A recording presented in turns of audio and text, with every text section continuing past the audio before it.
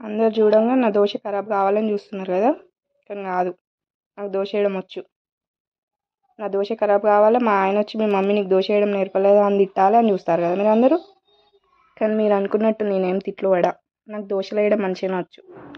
నా దోశ మీకు నచ్చినట్టయితే లైక్ చేయండి, షేర్ చేయండి, కామెంట్ చేయండి అండ్ నా ఛానల్ని సబ్స్క్రైబ్ చేయడం మర్చిపోకండి. Thanks for watching my video.